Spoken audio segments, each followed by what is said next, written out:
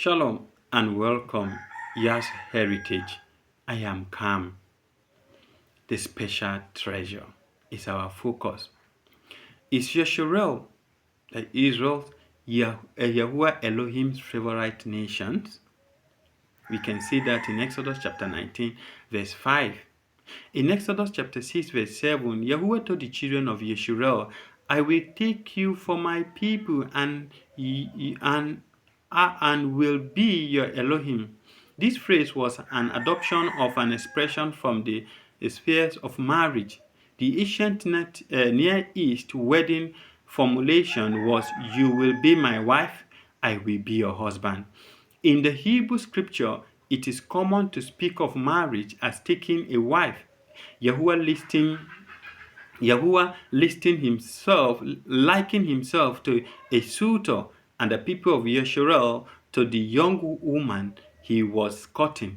He was not content to simply redeem them from slavery. He wanted to take them as his very own people and enjoy an intimate relationship with them like that of a husband to a wife. I know some people may not understand this concept. Now then, if you will indeed obey my voice and keep my commandment, then you will be my own possession among all the people, for all the earth is mine.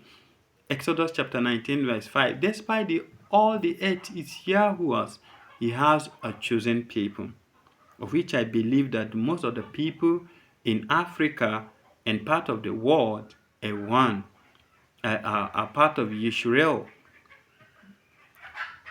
We can see that in Deuteronomy chapter 28. Most of the evidence there trace back to the Negroes. And we are the Negroes. Let us not get twisted.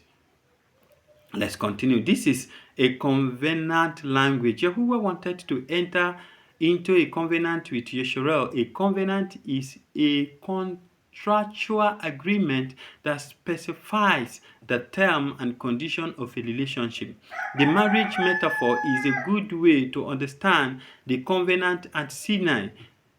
In Exodus chapter 19, Yahuwah's betrothals of Yeshurel at the foot of a mountain. Yahuwah officially asked for Yeshurel's hand in marriage. He spoke to her lovely.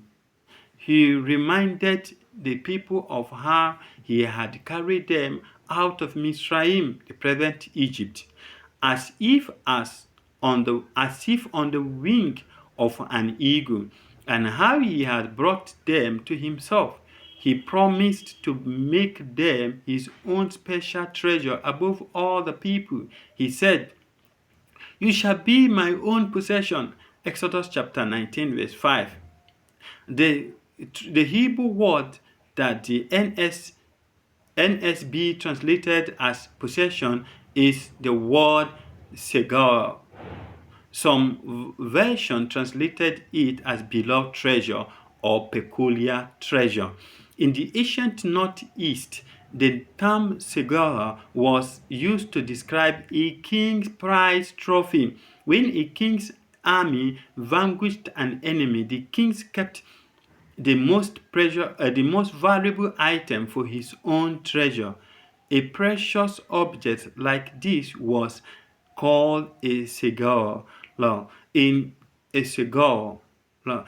Exodus 19 verse 5, the word is used as a term of enactment for Yeshurel. Yahuwah says that he will make the Yeshurelite or the Israelite into his own special prize treasure. He says that even though he owns the entire earth, Yeshurel or Israel will always be his special people. This can be compared to a king who has conquered many lands and possessed great wealth. His treasures were filled with valuables, but he had one precious gemstone, and that he valued above all others, rather than live it in the treasury with other valuables. He had it hung on a golden chain and wore it around his neck every day. That is the way Yahuwah looks at Yeshurun and each of his children, the special treasure. Yahuwah said that even though he owns the entire earth, Yeshurun will always be his special people. That is where we carve the issue of the heritage of Yahuwah. Set apart, subservient, and sovereign. And that I think that helps. Yahuwah Barak can keep you. Yahuwah lift up his countenance upon you. Yahuwah look you into the face and show you kindness and give you shalom. So let it become.